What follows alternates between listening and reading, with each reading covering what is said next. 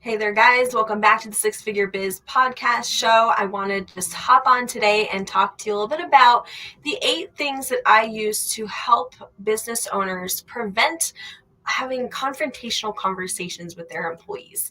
I don't know about you, but one of the top confessions I hear from successful business owners is that they avoid confrontation with their employees and they let things slip when they know that they shouldn't. So this is time to set all of that aside and forgive yourself if you've been guilty of this. I know that I have, and I want to show you the way that I help my clients to avoid having those confrontational conversations and by preventing them in the first place, right? So all of what I'm going to be teaching today is from my successful little troubleshooting employee behavior blueprint, which you can grab a copy of by commenting below. I already forgot what word I said. I was going to let you guys comment below to get a free copy of this. So let's see, what did I say? You want to comment below the word. Oh, here it is. Behavior. Good. Comment behavior in the comments below if you want a free copy of this, and I'll make sure you get one. So we're going to talk about these 8 different things that you need in order to actually turn your employees into what I call stable pillars of your company. So let's talk about that idea for a second. When you're building a business, right, there's really only 2 ingredients to an organization of any kind. Any sort of company, when we say I'm building a business or I'm building a company, what are the things we're building? What are you actually creating, right? It's one of 2 things. You're building channels along which communication can flow and particles and raw materials, and then you're building people, right? You're building up a team, or you're building up specific systems that are going to cause a change in that raw material. So if you're on here live, I want you to comment below and let me know what kind of business you have. What industry are you in? That way I can tailor my examples to fit you and your business. But just for the sake of this first example, let me take my husband, right? He's a financial advisor. So the raw material that comes into his company is someone who doesn't know how to budget, right? Someone who doesn't know how to invest, someone who doesn't have a retirement plan. That's the raw material coming into his company. So the first thing he needs to have is a channel for that to flow along, right? Like he needs a website so people can contact him. He needs a phone number so they can reach him. He needs an email address, right? Those are channels of communication. Then he needs someone in the company who knows how to take that raw material and cause a transformation, right? For him, that's him. He's the one doing the transformation, right? As the licensed financial advisor, his job is to take that raw material and shift it into someone who has a budget, someone who has a retirement plan, someone who knows with certainty how to invest and create passive income, right? So that shift is the purpose of your entire company. Why am I bringing this up? And what does this have to do with employee confrontational conversations with employees, right? Well, the truth is when you go to do that second ingredient, which is build people, we need to build people to be stable pillars of your company. So what do I mean by a pillar? Let's come back to this training here, right? When an employee is a stable pillar, all right, it could be said that they are someone who pushes the actions that belong to the area of your company that they're in and handles or suppresses the confusions of that area and aligns them with the correct flows, right?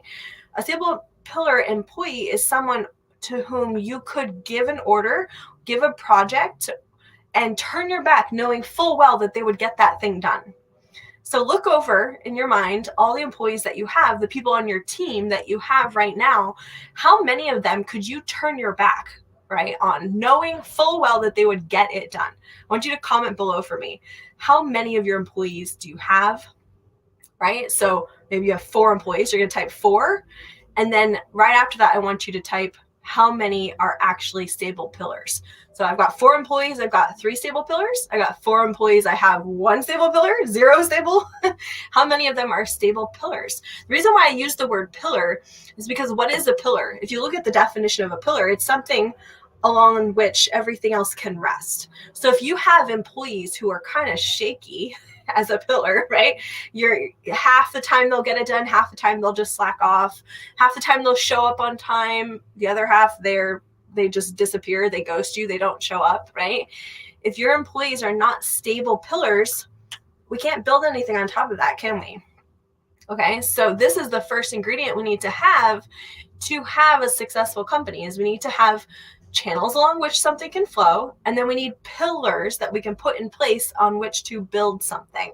So how do we turn an employee into a stable pillar of your business? This is really how you avoid having confrontational conversations all the time, where you get to avoid constantly telling your employees that they're doing something wrong. You get to avoid all of that backlash and things like that from their emotional state when you have to tell them they're doing something wrong.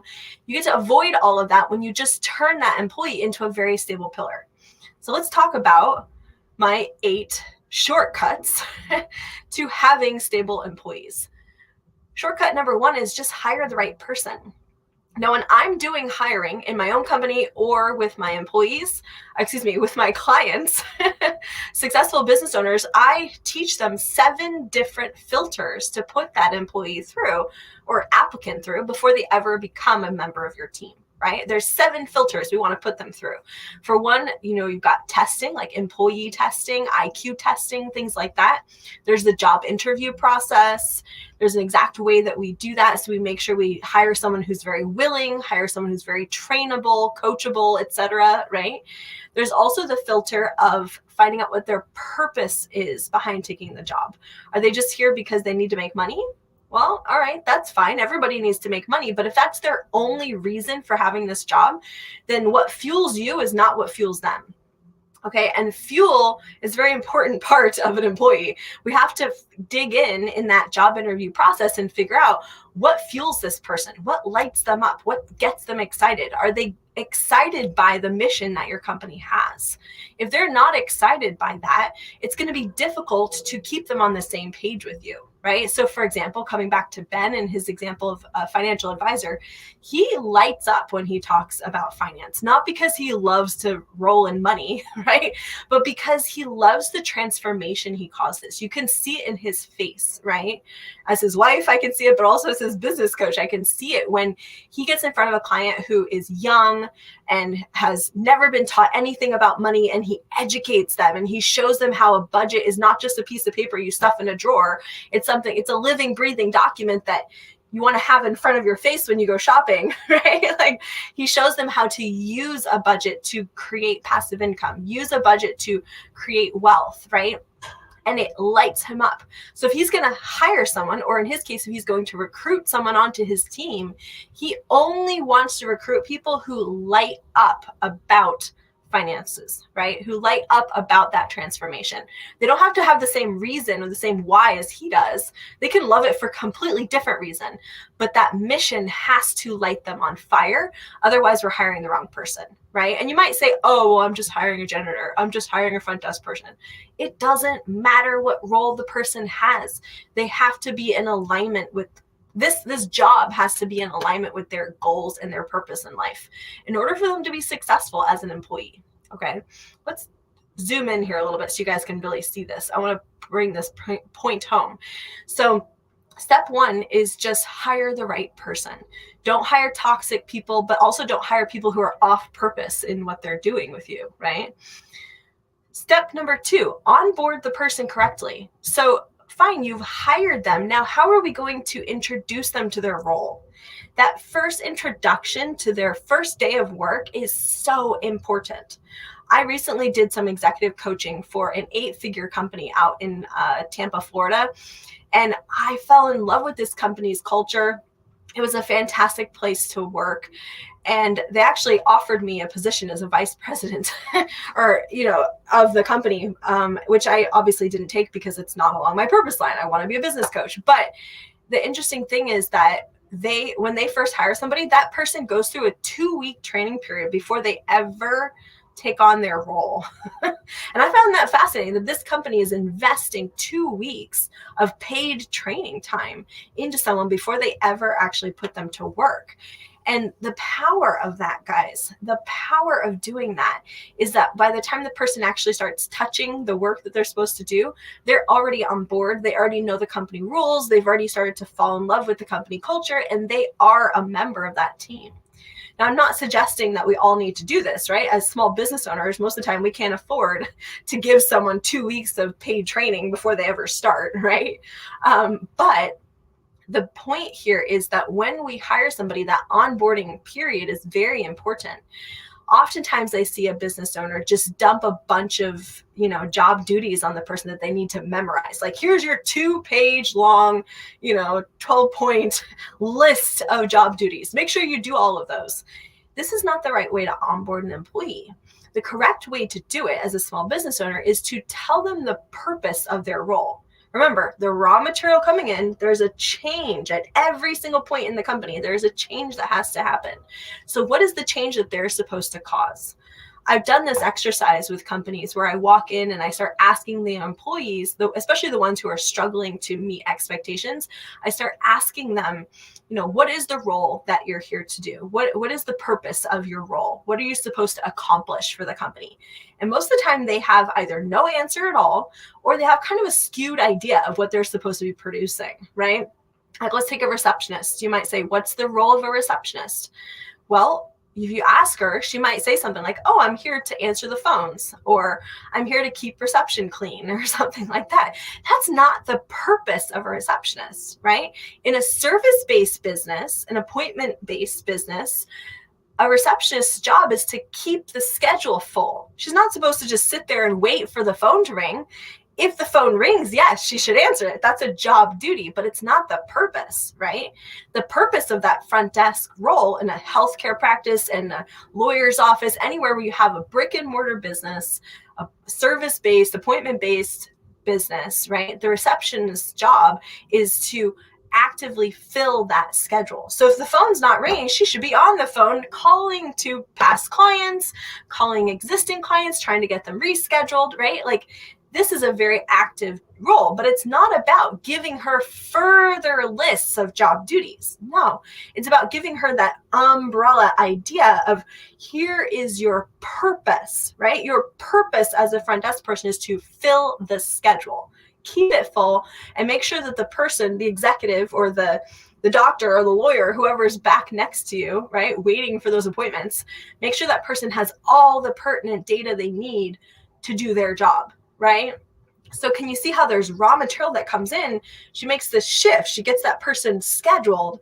And then there's also material that goes on to the next person in that channel, and their raw material is created by you. So it's very important that everybody understands what raw material they get, what change they're supposed to produce, and what that next person in the channel needs to do their shift, right?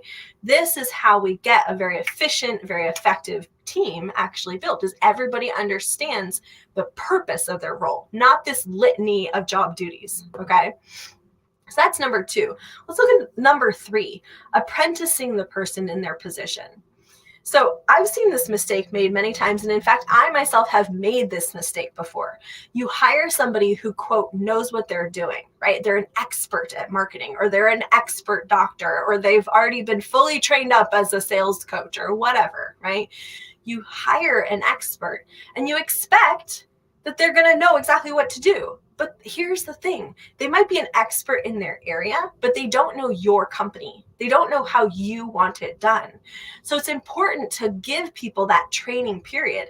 Here in the United States, we have that 90-day probationary period. Why do you think that is? Because there's a training aspect. Anytime someone comes into a company, we have to give them some time to get over that learning curve, right? It doesn't have to take 90 days for everybody.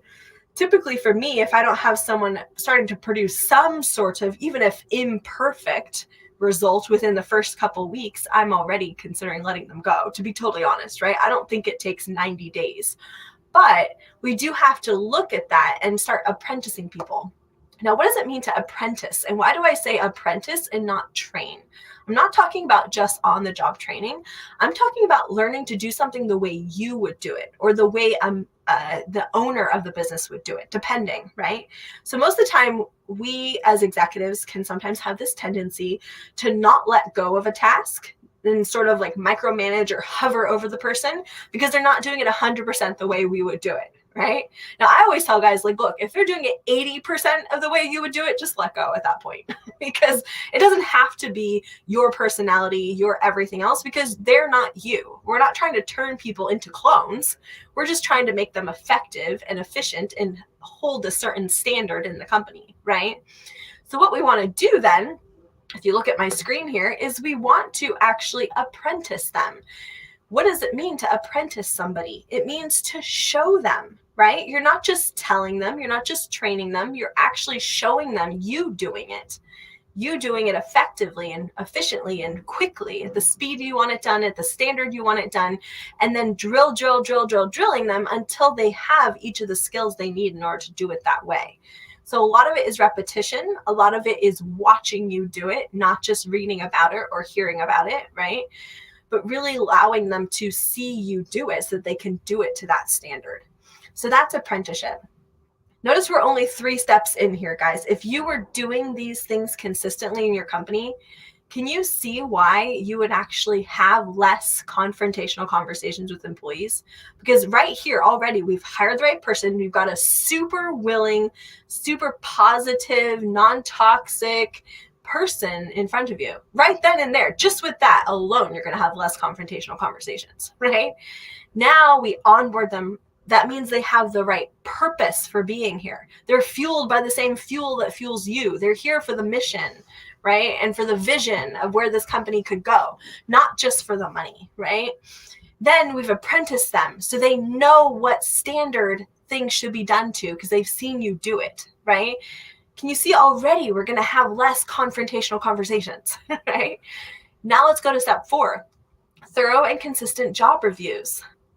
What's a job review? Sometimes in small businesses, these things don't even happen. Now, here's how I like to do a job review. It's very simple. I set aside about 45 minutes for each employee. Now, if you have a large company, like we're talking 200-300 employees, you're going to have middle managers and they'll be doing the job review with their own team. So it's not like the business owner has to do this with everybody. The president or the CEO of the company does not do a job review with every single employee, right? It's done by their supervisor. And then you're just doing your juniors, your direct juniors, which would be the leading middle managers of your company. But if you're in a small company, like let's say less than 7 employees, you should be doing these all yourself, right? It's only every 6 months, not going to break the bank. And we sit down with that person. And the first thing I like to do is I like to print off a copy of their job description, which does have their job duties list, right? So it's not like job duties aren't important. At some point, they do need to know them and have read their job description, right? So once every 6 months, and of course, also at their 90-day, if they're a brand new employee, right?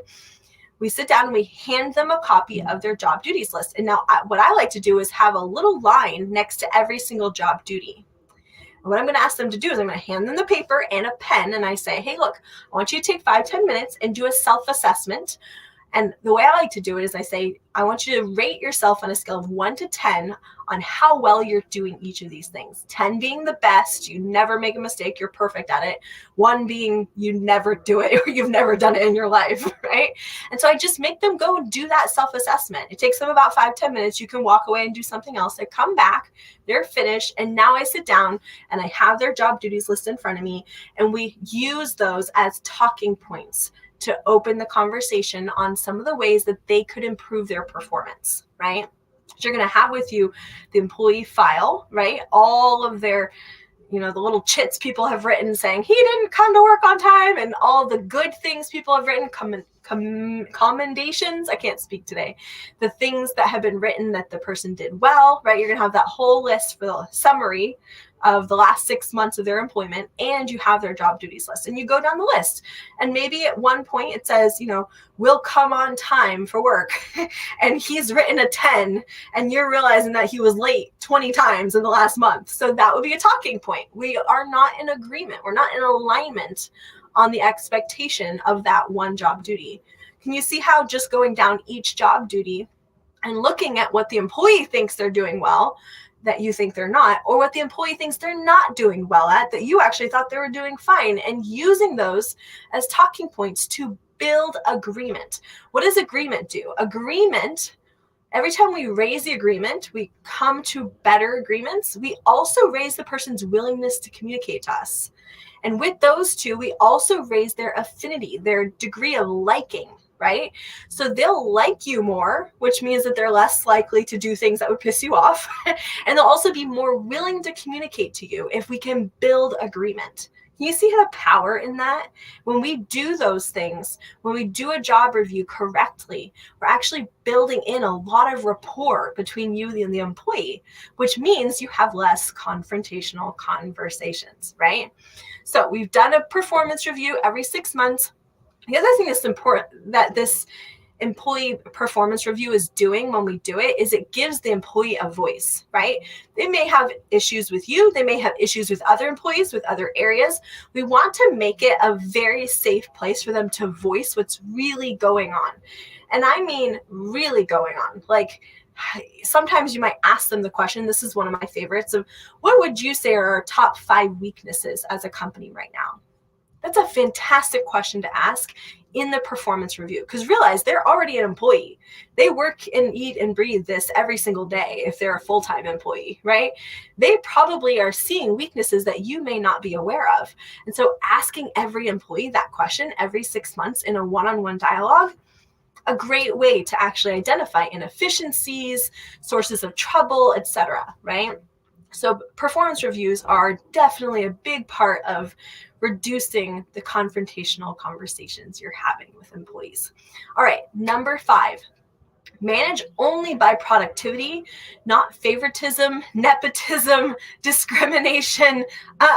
This is where, my nickname of human rights girl comes in, but really it just comes down to respect, right? Respect the employee's productivity. That's really all you have to do.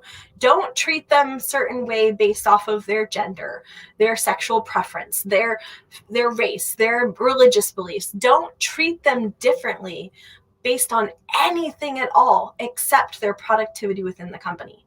If you could just learn this one thing, you would have so much less chaos in your company, because I can guarantee you every time you are violating that person's basic human rights, you are causing a rift in the rapport you have with your employees. You are causing pieces of your company to break apart because we have these disagreements over basic human rights, right? They're called basic human rights for a reason. People know naturally, instinctively, when you are violating their rights. That is where the whole idea of non-discrimination comes from, is because it causes more trouble than it's worth, right? So, we have all these things like DEI training, diversity, equity, and inclusion training, right? Where we try to teach employees how to not discriminate against people and stuff like that. But it all really just comes down to this one word, and that is respect, right? I don't have to agree with what you believe. You don't have to believe what I believe for us to be respectful of each other, right? I can completely disagree with everything you said, and yet I can care enough about you to be respectful in the way I communicate, right?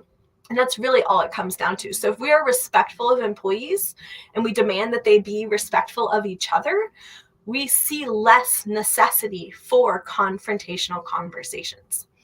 All right, number 6, issue orders correctly and get compliance. Now I want to tell you guys a little story about this one. This was a story I read in an article by Mr. Hubbard that was just fascinating. He talks about this example of, a captain of a ship going to his crew and saying, guys, I need that boat taken out of the water right now. I need all of the fire extinguishers gathered up for the ship, and I want this deck cleaned immediately. And then the captain just walks away. Now, every crew member had plenty of things to do that day, right? They're not just standing around. They've got work to do. And so he just piled these 3 things on top and left. And so, of course, they worked on them a little bit and then went back to what they were doing, then worked on them a little bit. And by the end of the day, the captain got super pissed off because the 3 things had not been completed, right? Where did he go wrong? Well, let's compare that captain to the next captain. The second captain walks up and says, guys, see that boat over there? It's sinking. Get it out of the water before it drowns, right? by the way, the admiral is coming at 3 p.m. tomorrow. I want all of the decks cleaned so that he can have a good impression of us. And number 3, at 5 p.m. tomorrow, we are having a fire code inspection. So please gather up all the fire extinguishers and check their dates and make sure they're in good order and put them back. Now, what's different about the second captain? What did he do differently? He stated, first of all, time. He helped the crew, his crew, right, prioritize their normal activities with these 3 other things by stating the time at which they would become important to be done, right? In example number 1, the captain didn't tell anybody when these things need to be done by. So that right there is a big mistake, right? He didn't give them the information they needed to get their job done. But there's a second point here. The second captain told the crew the reasoning behind the order, right? Why did the boat have to get out of the water? Because it was sinking, right? Why did he want the deck cleaned? Because the admiral is coming. Why did he want the fire extinguishers all gathered up? Because we're going to have a fire code inspection, right? So by understanding the time frame and understanding the purpose behind the targets that were being set, the crew were able to prioritize, because you have to realize that your crew is not stupid, right? And if we've hired the right person and we've trained them correctly and we've given them the same fire, the same fuel that fuels you, fuels them, that mission for why we're here is fueling them, then all that's left at that point is to make sure they understand the orders you're giving them, okay? So I just wanted to point this out because this is a big stickler. This is a big reason why your employees sometimes are not getting done what you ask them to get done. It's because you haven't given them the information that they need to prioritize that over the other job duties they already have. Because remember, you've already given them enough job duties to fill the day. Otherwise, you wouldn't have hired them, right? So if you're going to give them new or unusual orders, you have to give them the purpose and the time and the context so that they can prioritize them correctly. And then trust them to have the authority and to have the know-how to do that, right? Now, there's another aspect to number 6, which is get compliance. Occasionally, right? Employees, crew members, team members, they are still human beings. And like any human being, they can sometimes have internal urges to do wrong, to be a little lazy, to do, the bare minimum, right? Not everybody has that work ethic to just operate without any necessity for supervision, right? Some people do, but not that many people on earth. So it's important, if you do give an order and you give it correctly, that you get compliance. Compliance means the person obeys. It means that they do what they said they would do, or that what they're supposed to do, and they respond back and say it was done, right? So when we give an order and we don't demand compliance, we're basically telling the person, tacitly telling the employee, what I tell you to do isn't really that important. It's okay to disobey. It's okay to not do what I say. And so next time when it actually maybe is really important, they might follow the same tune that you already set and not do it. So it's important, if you're going to give an order, make sure it is an important one. Make sure you voice the purpose, but also make sure you follow up and get that compliance, and don't accept can't be done. Don't accept it wasn't done. Don't accept that misbehavior, basically, right? Okay, we're talking about just 2 more points here. Number 7, apply needed disciplinary and troubleshooting correctly. Now, this entire workbook covers exactly how to do that, so I'm not going to dive into it deep here, but I will say that the wrong way to discipline someone is to invalidate them, make them feel wrong, make them feel less, squash them, right? It's just never appropriate. You can correct employees' behavior without ever having to cuss at them, without ever having to hit them, without ever having to do anything that's illegal, okay? It's completely possible. It is completely possible to change your employees' behavior when they're misbehaving or when they're violating company policy, when they're doing something incorrectly. It's absolutely possible to change that pattern without going weird and unusual, okay? It's simply a matter of understanding how the human mind works, understanding what makes discipline work and why it works, and how to do it. And that's one of the things that I teach inside my coaching program. It's something I teach a little bit, I touch on here inside this wonderful freebie that you can get if you want to type the word behavior down in the chat. You can get a free copy of this thing. But it's very important to learn how to discipline and correct and troubleshoot employee behavior the right way. Otherwise, you will build in a lot of resentment and a lot of misemotion, incorrect emotions that you don't want to have to tolerate from your employees, right?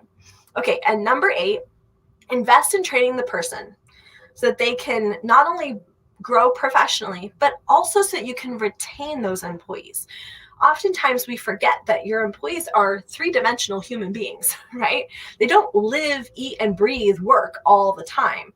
They have other ambitions, other goals, other parts of life, right? They have family, they have friends, they have hobbies and dreams and goals. And if you, in your performance review, are not asking your employees, hey, what are your goals for the next 5 years? Where do you see yourself in a couple of years, right? And helping them see how being a member of your team or being in your company, being an employee can help them achieve those goals, you're going to lose staff. Okay. So if you want to retain your employees, you have to have some kind of arm of your company that helps forward their personal, non-professional goals, as well as continuing education and things like that.